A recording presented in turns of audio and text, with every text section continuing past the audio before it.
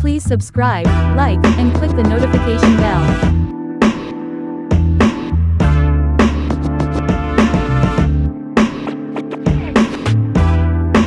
When I was teasing Petey, I was like, Petey, you big fat pig. You like a big fat pig. He rolled down the car window in slow motion. I just hear him go. In the middle of his laugh. And I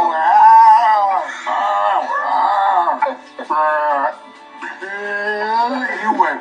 Hey guys, welcome to Comedy Saturday. This week we are going to feature the famous Wayans Brothers. We're going to see the start of the Improv. We're going to see the start of the Wayans Brothers. We're going to see their memories, their love for Richard Pryor, and many other great comics. And guess what, guys? You're going to see Keenan Wayans when he actually had hair. Let's get started. I went away to college to a school called Tuskegee Institute in Alabama. And I was one of the few guys from New York at the school. And I had all these, stories about New York and characters and blah, blah, blah. And everybody would, they would love for me to do this. And afterwards, a guy came up to me one time and he said, when you go back to New York, you should check out a club called the Improvisation. And I said, what is that? And he said, oh, that's where Richard Pryor started. And he didn't have to say another word after that. See, white folks are the only people that try to argue with a mugger. Why do you want to do this, fella? I mean, it's going to fuck up your life, God. Yeah, motherfucker. He elevated comedy to a different level by bringing in improvisational skills, acting skills. He was able to animate things that normally would have just been a verbal punchline. He created a world. You know why that is, don't you? Because you don't know how to deal with the white man. That's your problem. I done spilled that shit, didn't I? Took the top off and hit the motherfucker. You got me all upset. Later go on to be like his classic bits. He's just playing around with on stage at the Improv, and it was pretty incredible to watch. I'm really filmed Live and Smoking at the Improv at Hell's Kitchen, and I just thought that was, to me, it was one of his. It wasn't so much a special as much as it was him allowing himself to kind of be and create on stage in the moment and work through a set. But I love the fact that the Improv was the kind of place that you can do that, that you can do, and he went there. That's especially when he went too far. Yeah, act like you ain't never sucked a dick or something. And I was like, no. I sucked a dick. You can get a habit from sucking dick. Become a dick junkie. And then he kind of pulled back, and I'm just fucking with you. And then he says, no, I ain't.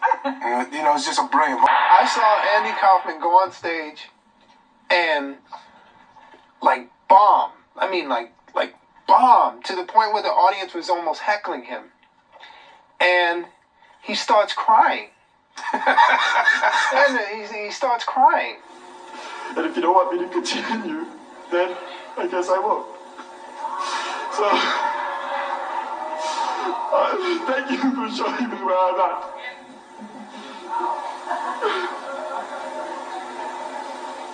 And he runs off stage.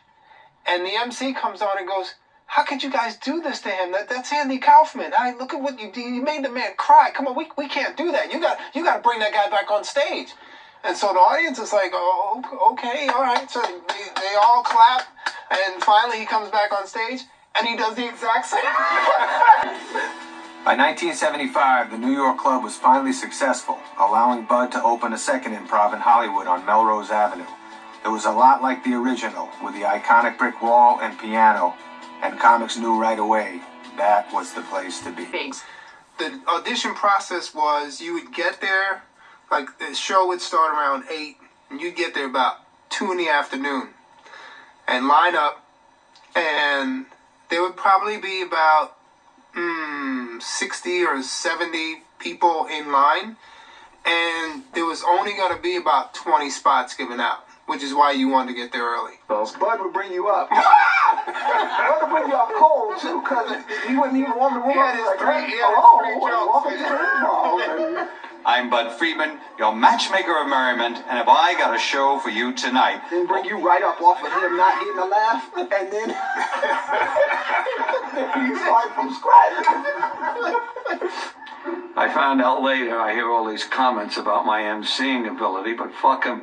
It was my goddamn basketball and my court, and I loved it. She wouldn't let Eddie Murphy work at the Improv. Like, he auditioned, and he did his, and Eddie wasn't really dirty, he was just immature. So he did a lot of like booger spots, and you know, that's like what you talk about when you're 16. You don't have no life. You didn't get life. You didn't get life. You didn't get life. You didn't get life. You are on the welfare.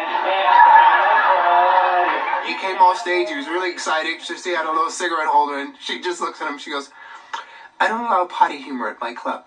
And she like walked away from him. And he was so disappointed. I was like, okay, look, man, you know, we'll come back next week and you just change this to that and that to this. You know, I gave him all these notes, right? So he comes back the next week and he thinks he's doing a clean act. But instead of talking about farting, he's talking about pooping. And it's just like, he just didn't get it.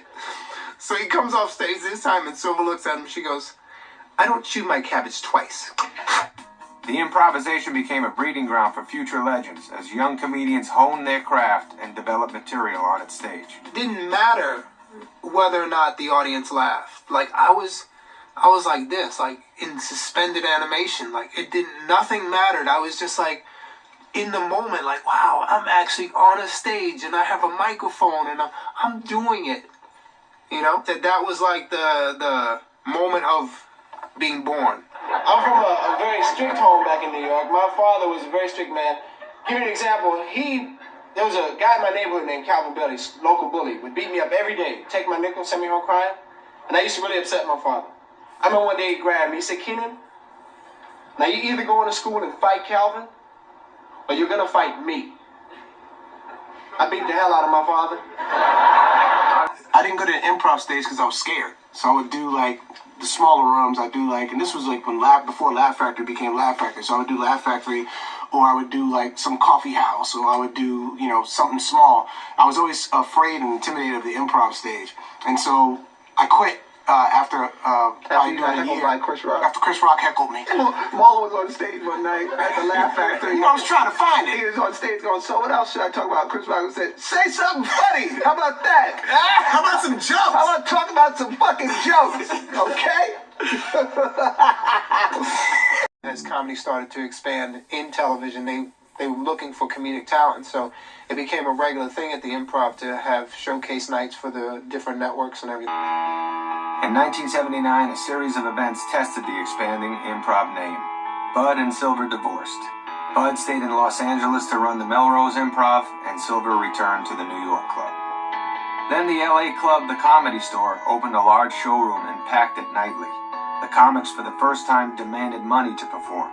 The club owner refused, and the comics went on strike. There was really no separation between the comedians and the club owners. We were all one family. And then this thing called money came into play. And like, it was never about money. It was only about the art. I never became a comic to make $10 a show. I wanted to become a comic to be known and to work on my craft and become a star, basically. The comics came to me, and they were going to strike me. And I said, look, guys, you want to strike me? I'm not going to pay you. I can't pay you. However, I will agree that any deal you work out with Mitzi, I will match. Bud was the first club owner to sort of settle with the comics. And some guys from the Comedy Store got pissed and set the Improv on fire, you know, in LA. And it was just like, what the fuck is going on? I mean, this whole thing was demolished. This roof was gone. The walls were just barely standing. It really changed that innocence and that fraternity and that family, and it became a business, you know?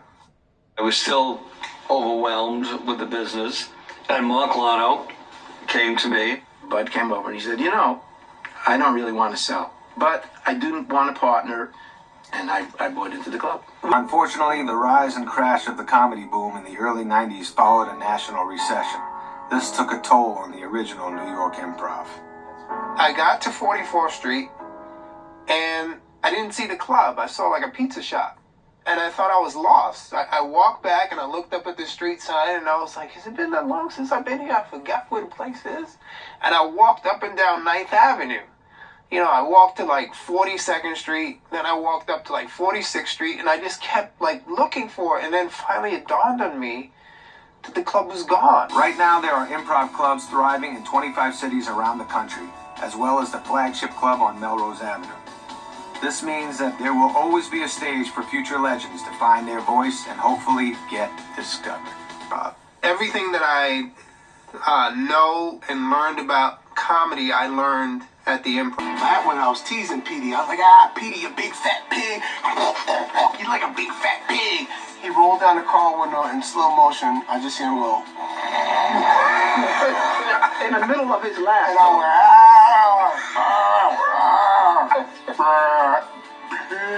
went, and you went, and you could hear them. And I seen it in midair and went.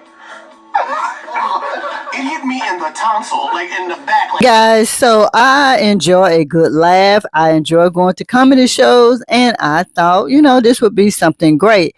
And also, guys, you know, so many people know the Wayans brothers. I mean, they're an American show business family, and their family members include Keenan Wayans, Sean, Marlon, Damon, Kim, Damien, and Shantae. Like there are so many Wayans siblings, and you know, they had so many great shows. They created what everybody knows In Living Color, the scary movie series, Wayans Brothers, live again In Living Colors, Don't Be a Menace to South Central While Drinking Your Juice in the Hood, White Chicks, My Wife and Kids, and tons other greats. And I'm in North Carolina, and I was so upset that this show sold out. Sean Wayans was at the Comedy Zone, and I was definitely going to go so I can get you guys some footage, but it was sold out. So I have visited an Improv before in Raleigh, North Carolina, right here in April, and I saw Corey Holcomb. So he has a very strict or restriction to phones and stuff like that on the inside. So you can't record any of his, you know, content. But, you know, I had a great time. And yeah, so the Improv is the start of a lot of great comics. So guys, let me know. Have you ever been to an Improv? Who did you see?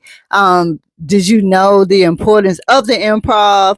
And you know, just let's have some dialogue about this. This was very interesting to me, and I have heard other comics talk about how they got their starts at the Improv, and even now that they're big, they go to an Improv just to see if they're still funny. So thanks guys for watching. If you're still here, don't forget to like, share, comment, subscribe, hit that notification, and I will see you next week on Comedy Saturday.